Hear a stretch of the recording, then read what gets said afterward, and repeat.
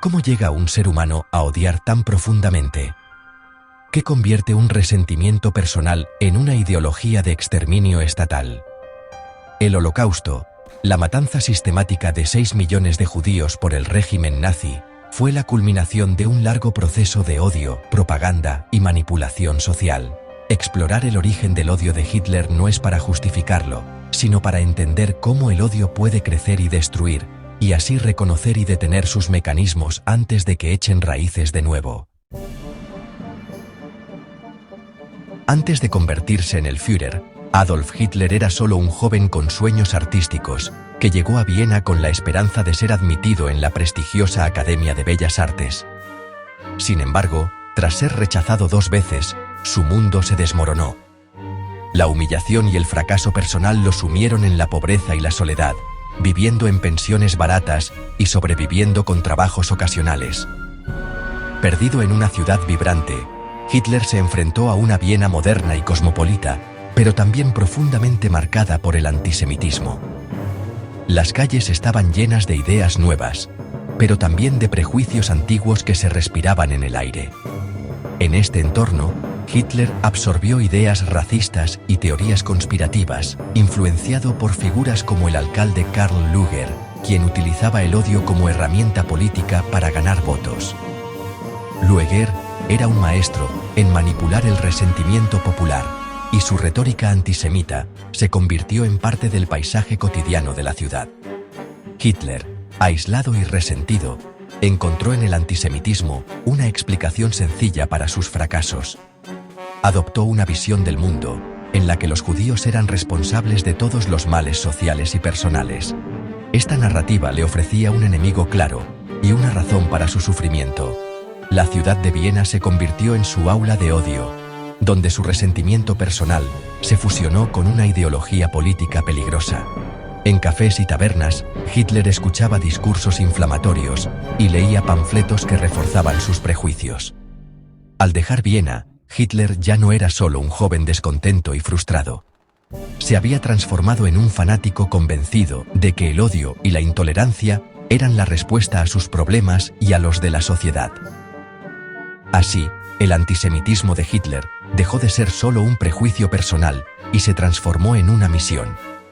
Su odio se convirtió en el motor de su vida política, y su visión distorsionada del mundo pronto encontraría eco en otros. Viena fue el punto de partida de una ideología venenosa que, alimentada por el resentimiento y la intolerancia, incendiaría el mundo entero en las décadas siguientes. La Primera Guerra Mundial fue un punto de inflexión para Adolf Hitler.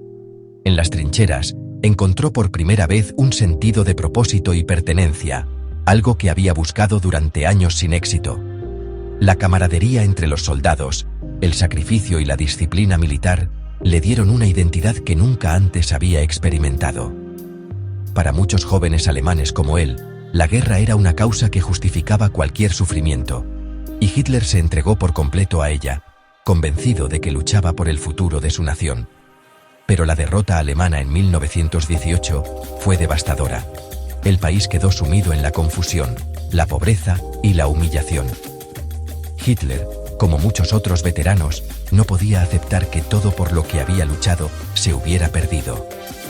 El resentimiento y la rabia se apoderaron de él, alimentados por la sensación de traición y el colapso de la sociedad alemana.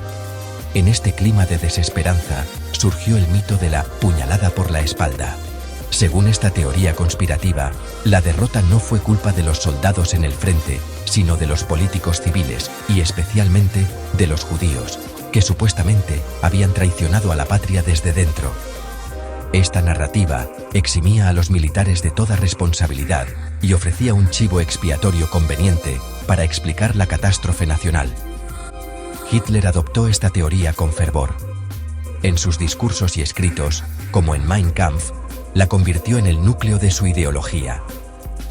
El antisemitismo, que ya existía en Europa, se fusionó con el nacionalismo alemán y se transformó en una obsesión personal. Para Hitler, los judíos no solo eran diferentes culturalmente, sino los responsables directos de la ruina de Alemania. Así, el judío pasó de ser un enemigo cultural a convertirse en el traidor interno, el culpable de todos los males del país. La propaganda nazi se encargó de difundir esta imagen, alimentando el odio y la desconfianza en la sociedad alemana.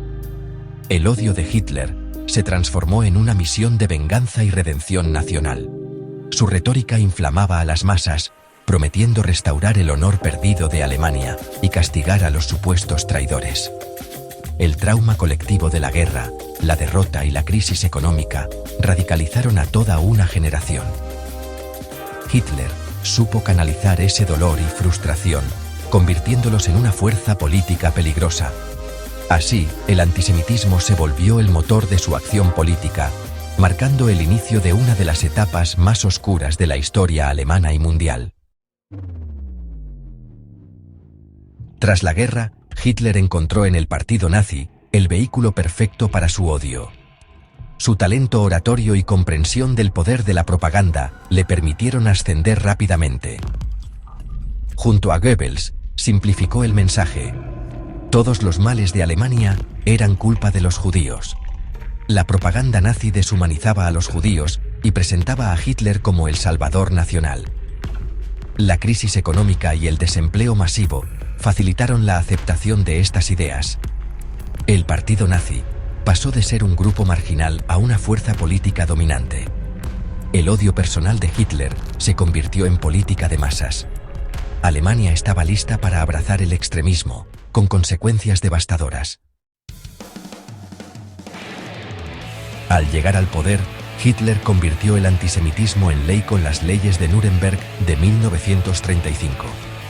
Estas leyes despojaron a los judíos de su ciudadanía y derechos, convirtiéndolos en parias legales. Prohibieron matrimonios y relaciones entre judíos y no judíos, institucionalizando la segregación racial. La discriminación se volvió obligatoria y visible en todos los aspectos de la vida. Los judíos fueron expulsados de la vida pública, aislados y empobrecidos. Las leyes de Nuremberg sentaron las bases legales para la persecución y el exterminio. Con las leyes de Nuremberg, la deshumanización se volvió cotidiana.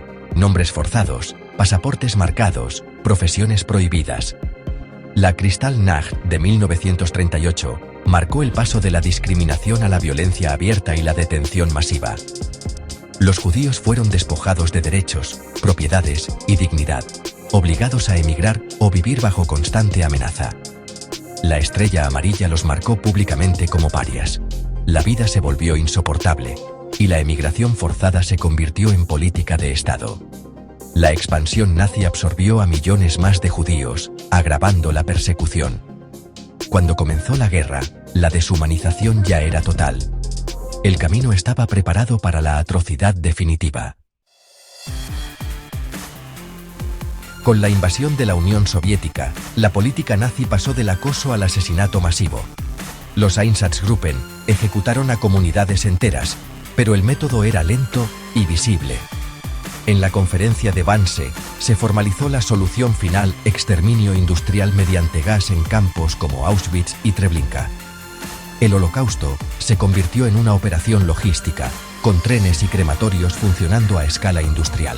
Las víctimas eran despojadas de todo y asesinadas sistemáticamente. La burocracia y la tecnología se pusieron al servicio del mal absoluto. El asesinato en masa se volvió un proceso eficiente y despersonalizado. Auschwitz simboliza el horror absoluto: más de 1 millón de personas asesinadas, la mayoría judíos. El viaje al campo era ya una tortura. La llegada, una selección brutal entre la muerte inmediata o el trabajo esclavo. Los prisioneros perdían su identidad, reducidos a números y sometidos a condiciones inhumanas. El hambre, la enfermedad y la violencia eran constantes. Los experimentos médicos y la explotación industrial completaban el círculo de la deshumanización. Sin embargo, incluso en Auschwitz, hubo actos de solidaridad y resistencia. La liberación del campo reveló al mundo la magnitud del horror. Auschwitz es el recordatorio más brutal de hasta dónde puede llegar el odio institucionalizado. Frente al exterminio, los judíos resistieron de muchas formas, desde escuelas y archivos clandestinos hasta levantamientos armados. El levantamiento del gueto de Varsovia fue un símbolo de dignidad y desafío, aunque condenado. En campos como Treblinka y Sobibor, prisioneros organizaron revueltas y fugas. Incluso en Auschwitz hubo rebeliones y sabotaje. La resistencia también fue espiritual: compartir pan, escribir poesía, mantener la fe.